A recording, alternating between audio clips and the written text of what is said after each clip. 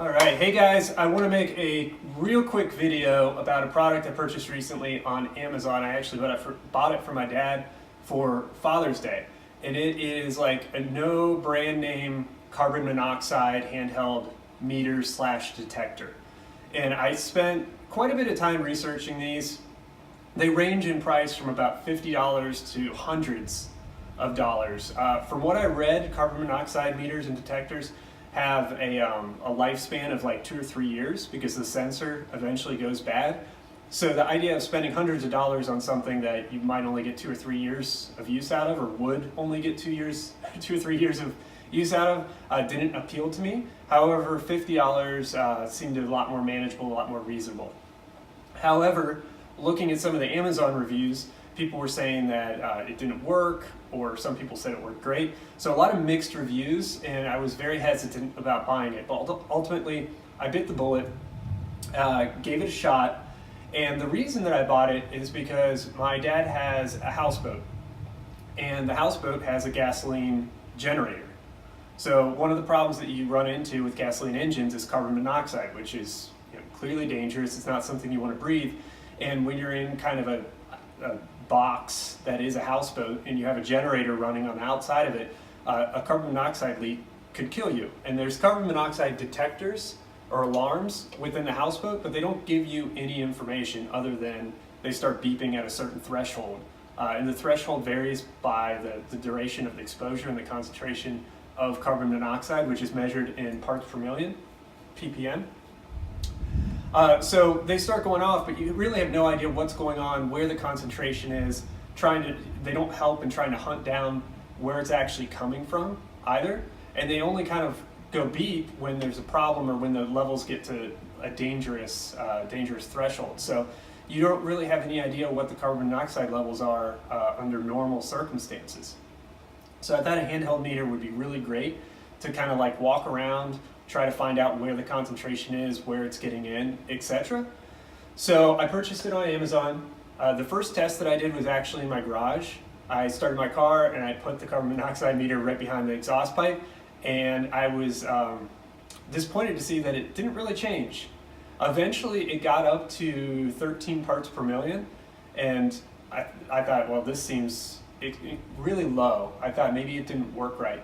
And then I did a little bit more research, and I found that cars have catalytic converters, which I did know, but the purpose of the catalytic converter is to eliminate the carbon monoxide. So that explains why some people in the reviews are saying, hey, I put it behind my car and it didn't give me a reading.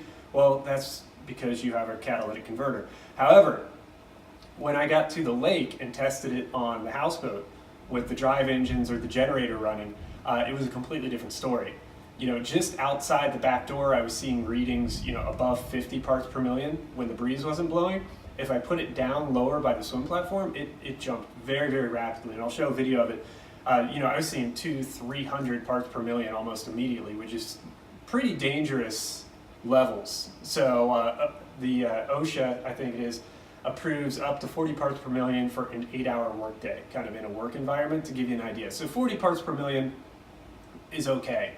You don't want to necessarily be exposed to it your entire life, but it's not going to really hurt you over a short period of time.